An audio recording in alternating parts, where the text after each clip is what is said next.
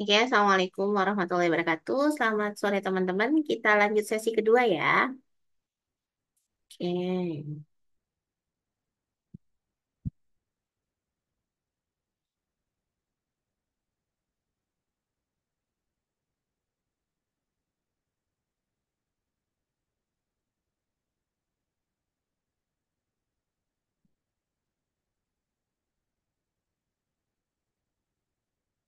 Nah, untuk sesi kedua gitu ya. Jadi nanti kan ditunjuk praktikum, teman-teman kan dapetnya masih kosongan ya.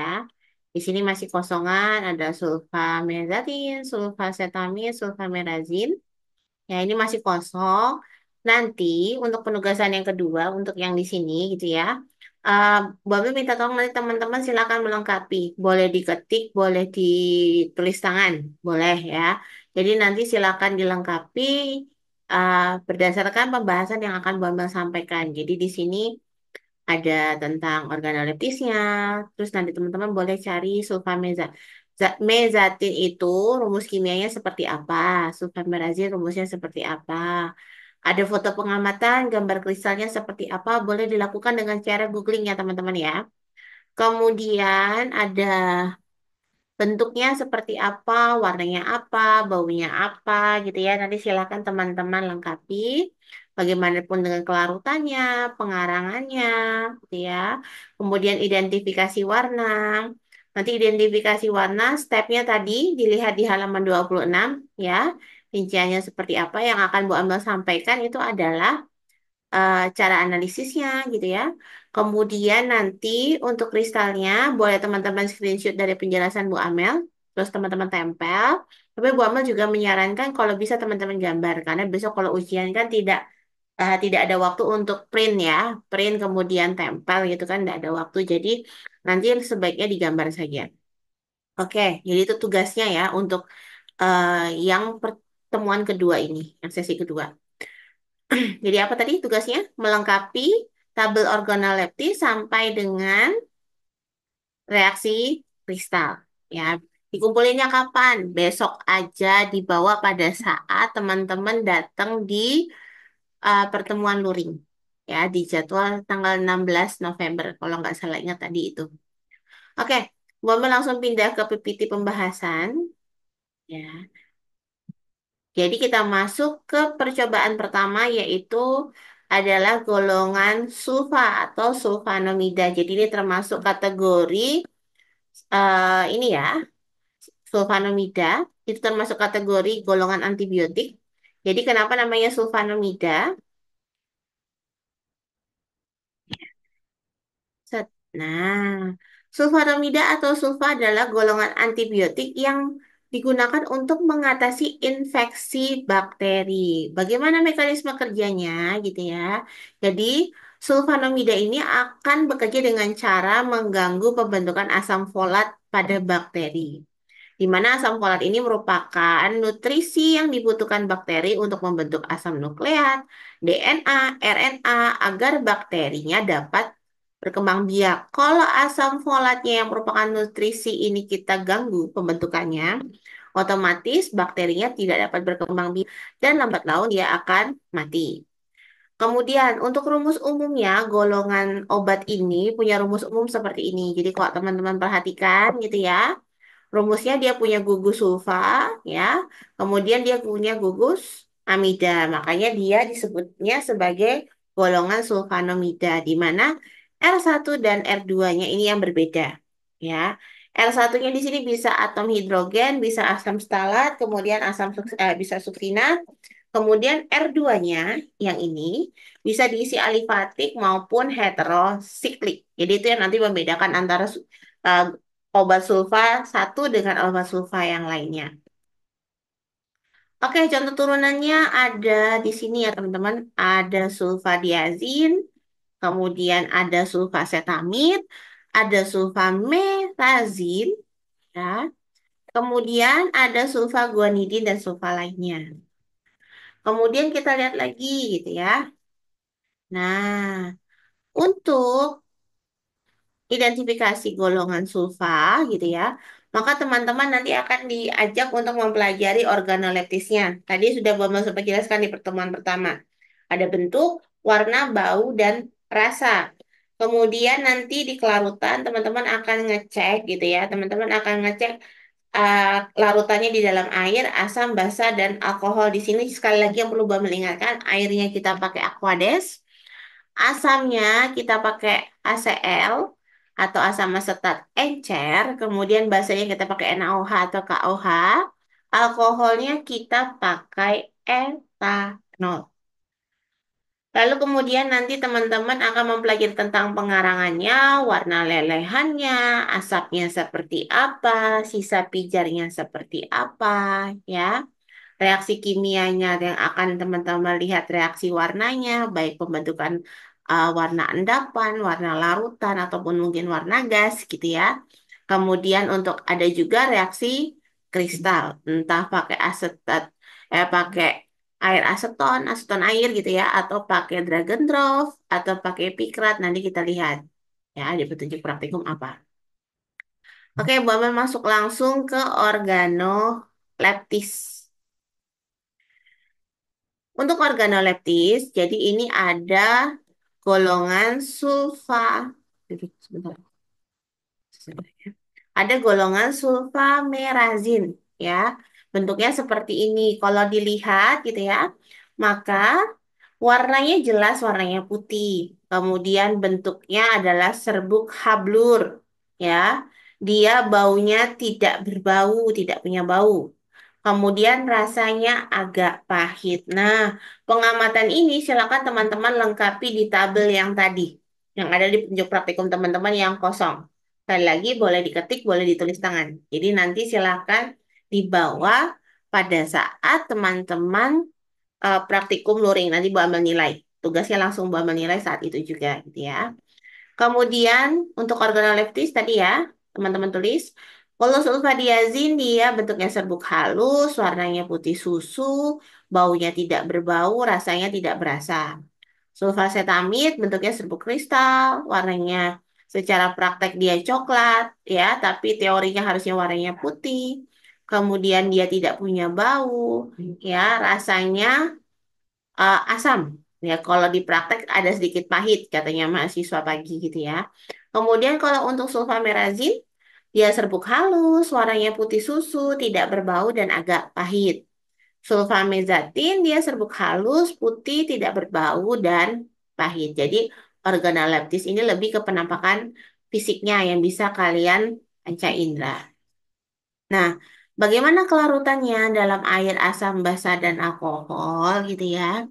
Jadi, jika ingin membandingkan kelarutan, pastikan teman-teman itu bobot massa zatnya dan volume pelarutnya itu tiap tabung sama ya, supaya teman-teman bisa membandingkan antara satu sulfa dengan sulfa yang lain bagaimana kelarutannya ya. Jadi misalnya nih, ada kan teman-teman mau pakai Aquades, HCl, NaOH, etanol, pelarutnya jumlahnya sama banyak. Misal 20 tetes maka 20 tetes semua ya. Misal 15 tetes ya 15 tetes semua. 1 mili maka semua 1 mili agar kita bisa membandingkan. Jumlah zat yang ditambahkan pun juga harus sama. Misalkan 1 sendok kecil, maka semua 1 sendok kecil. Tidak perlu ditimbang sih ya. Tidak perlu ditimbang ya. Yang paling penting adalah perbandingannya sama. Kalau sudah nanti ya tinggi pelarut dan sampelnya sama, teman-teman pastikan untuk dikocok gitu ya. Kemudian lihat tadi kategorinya larut atau tidak. Nah, kalau dia tidak larut, lanjutkan dengan cara dipanaskan. Seperti pada gambar ya, dipanaskan gitu ya, dilihat apakah setelah proses pemanasan dia larut atau tidak. Nah, itu yang teman-teman mencatat. Nah, berikut pengamatan untuk yang golongan sulfa. Nih, ya. Untuk sulfacetamid, sulfamerazin, dan sulfamezatin gitu ya. Sulfacetamid di air dia tidak larut, ya, di panas pun tidak larut, sedangkan sulfamerazin dia larut dan larut. Sulfamezatin dia tidak larut, tidak larut. Lihat di sini, dari kelarutan saja antara sulfamerazin dan sulfamezatin serta cetamid dia berbeda. Di asam encer, sulfacetamid gitu ya, tidak larut. Pada saat dingin dipanaskan dia larut. Sulfamerazin dia larut, ya, secara praktik dia larut. Harusnya teorinya dia tidak larut, ya. Kemudian pada saat praktik dia larut. Sulfamezatin dan seterusnya seperti itu, ya. Bahasa encer dia seperti itu. Alkohol ternyata yang larut di dalam alkohol hanya sulfamerazin, ya. Jadi kelarutan ini bisa teman-teman salin nanti di petunjuk praktikum ya, dipakai untuk besok diverifikasi pada saat teman-teman ke laboratorium. Next. Nah, reaksi berikutnya adalah pengarangan. Tadi yang diamati adalah warna lelehan, asap, sisa pijarnya. Ya, jadi teknik pengarangannya, satu, ambil cawan porselen yang telah dibersihkan, ratakan tipis zat pada permukaan cawan porselen, amati dan catat warna mula-mula, kemudian panaskan cawan porselen di atas pembakar spiritus, perhatikan warna lelehannya, bentuk dan aroma yang muncul, kemudian catat pada lembar kerja. Ya, diamkan, lalu amati warna arang yang terbentuk. Jadi caranya seperti itu ya teman-teman.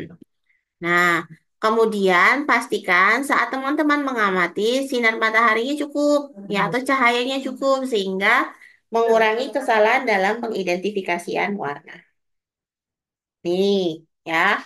Untuk sulfamerazin, ya. Warna mula-mula putih, meleleh warnanya coklat kekuningan, ada asap, ya.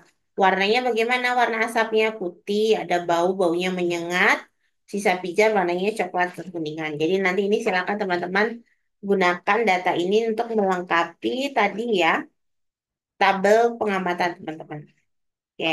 Secara umum seperti ini ya teman-teman. Ya. Jadi untuk dari sulfadiazin sampai sulfamezatin, teman-teman bisa lihat di layar. Ya, warnanya rata-rata putih. Ketika meleleh warnanya sulfadiazin kuning, sulfacetamid kuning kecoklatan, sulfamezatin coklat kuning, ya. Mezatin kuning, ya. Kemudian ada asap gitu ya, ya. Yang menyengat adalah sulfamerazin, sedangkan golongan sulfa lainnya tidak berbau. Asapnya ada asap putih, ada yang tidak berasap, yaitu sulfacetamid. Kemudian sisa pijarnya ini macam-macam, ada yang coklat muda, coklat tua, kuning kecoklatan, ya, dan kuning coklat. Dan nanti silakan dimasukkan ke tabel teman-teman. Nah, kalau di tempat teman-teman kan hanya tiga yang diidentifikasikan ya. Jadi nanti silakan disesuaikan dengan zat yang ada pada petunjuk praktikum teman-teman.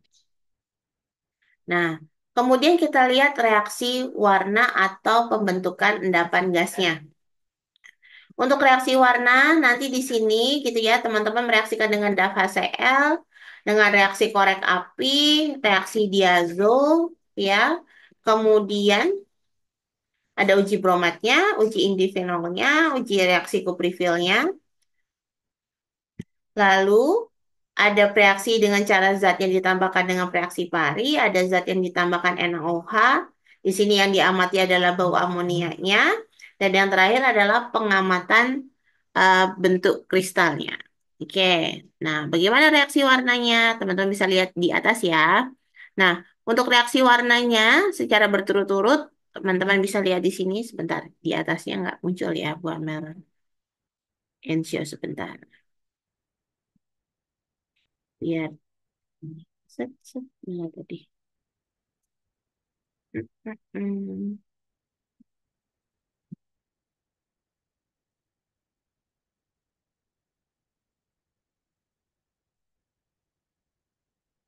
Ya,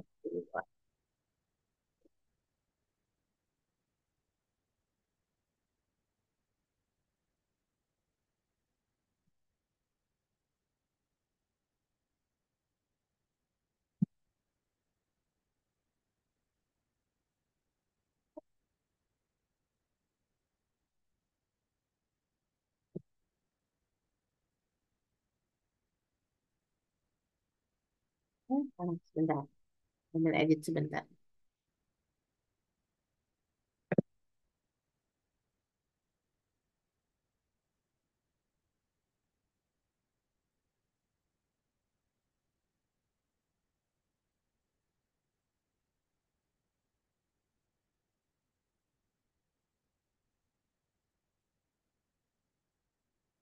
Hmm, ya. Terus,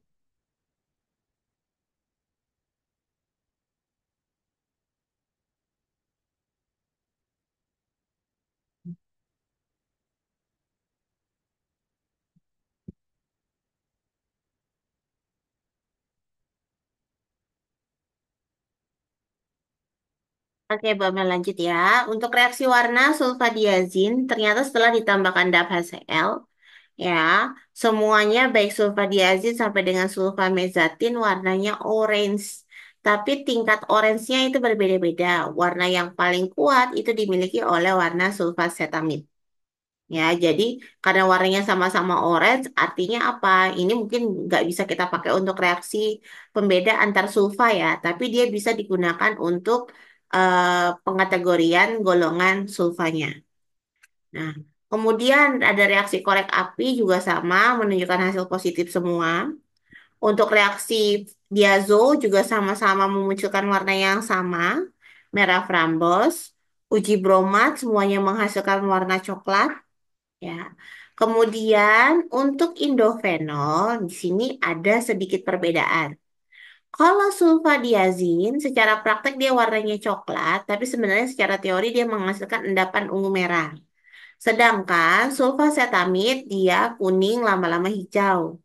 Sulfamerazin dia coklat merah lama-lama keunguan, ya. Dan sulfamezatin merah ros lama-lama ungu merah kecoklatan. Jadi reaksi indofenol secara teoritis harusnya bisa membedakan antara sulfadiazin, sulfacetamid, sulfamerazin dan sulfamezatin. Kemudian untuk reaksi kuprifil semuanya memberikan warna biru. Ya. Nah, ada satu lagi nih yang bisa membedakan, yaitu teman-teman kalau teman-teman sudah tahu dia golongan sulfa gitu ya, pengen membedakan antara satu dengan yang lainnya, teman-teman bisa pakai pereaksi pari. Kenapa? Karena sulfadiazin ketika direaksikan dengan reaksi pari, warnanya jernih keunguan. Sedangkan sulfacetamid dia warnanya hijau toska. Sulfamerazin warnanya violet atau ungu. Sedangkan sulfamezatin juga berwarna violet. Tapi kemarin prakteknya dia warna merah jambu. Sehingga apa? Sehingga teman-teman bisa menggunakan reaksi pari dan indofenol itu untuk mengklasifikasi apakah dia sulfadiazin, sulfacetamid, sulfamerazin, ataupun sulfamezatin. Bagaimana dengan reaksi amoniaknya, gitu ya? Pada sulfadiazin tidak dihasilkan bau amonia, sedangkan pada sulfacetamid dia tidak berbau amonia sama ya. Yang berbau hanya sulfamerazin, sedangkan sulfamezatin juga tidak berbau. Vanilin tes, uji vanilin gitu ya. eh, Dua sulfa menghasilkan warna kuning, sedangkan dua sulfa lainnya menghasilkan warna merah. Nah, ini yang beda-beda itu teman-teman. Jadi kalau reagennya sama, hasilnya beda, itu bisa dipakai untuk reaksi spesifik. Jadi dia termasuk apa? Kemudian reaksi spesifik lainnya yang bisa teman-teman gunakan gitu ya, adalah dengan reaksi kristal. Nah, di sini caranya nanti teman-teman taruh itu di objek gelasnya, serbuk zatnya. Kemudian ditambahkan 5 sama 2 tetes, perbandingan ya, 5 tetes aseton dan 2 tetes aquades. Intinya 5 banding 2. Setelah dia larut, tutup dengan kaca ininya, ya, kaca preparatnya. Kaca preparatnya ditutup dengan cover glass. Kemudian pastikan tidak ada gelembung, lalu amati di bawah mikroskop. Ini dia, ya. Untuk sulfamerazin, dia punya bentuk yang khas, mezatin juga seperti yang ada di layar ya. Nih, jadi kalau sulfadiazin, ya bentuknya seperti ini, seperti jarum, ya. Sedangkan kalau sulfamerazin bentuknya petak, tapi dia ada seperti ini ya teman-teman. Cekungannya gini ya. Dan sulfamezatin bentuknya ada macam-macam, tapi salah satu yang khas dia punya garis tertentu di kayak garis sayatan ya, kayak cakaran kayak gitu ya. Nah, itu di kristalnya. Ini penampakannya. Ya, ini sulfamerazin. Ya, dia bentuknya khas sekali. Jadi nanti teman-teman bisa lihat, oh kalau bentuknya seperti ini dia sulfamerazin. Ya, ini contohnya ya, sulfamerazin. Kalau diazin, dia bentuknya kristalan jarum. Kalau jumlah kristalnya banyak, jadinya seperti ini. Ya, kalau lebih tipis lagi, ya makin kelihatan jarum-jarumnya. Nih, ya ini sulfa diazin. Jadi dia bentuknya memang jarum, jarum-jarum. Nah, kalau mezatin bentuknya seperti ini teman-teman yang tadi Bu Amel bilang ya, bentuknya seperti kaca, kemudian di beberapa bagian dia ada sayatannya, tapi ini nggak kelihatan. Oke, ya, lebih kurang seperti itu. Jadi ada tiga zat yang tadi teman-teman pelajari untuk yang di petunjuk praktikum. Silakan nanti teman-teman lengkapi gitu ya. Boleh googling, boleh gunakan rekaman yang sudah Bu Amel sampaikan ini. Kemudian kapan dikumpulkannya? Dikumpulkannya pada saat teman-teman datang ke laboratorium. Ya, karena besok itu yang akan kita verifikasi di laboratorium. Oke, hari ini sampai di sini dulu. Ada pertanyaan teman-teman? Belum ada. Karena Belum, Bu.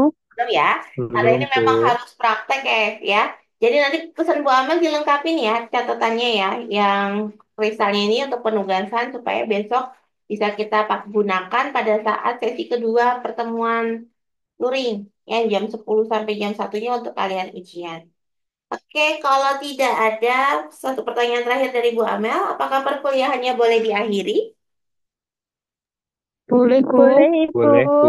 Boleh ya. Kita akhiri dengan berdoa menurut agama masing-masing. Berdoa dipersilahkan. Berdoa selesai. Sekian dari Bu Amel. Banyak kurangnya saya mohon maaf. Wassalamualaikum warahmatullahi wabarakatuh. Waalaikumsalam Waalaikumsalam warahmatullahi warahmatullahi wabarakatuh. wabarakatuh. Terima Oke. kasih, Terima Bu. kasih, Bu Amel. Sama-sama. Selamat sore.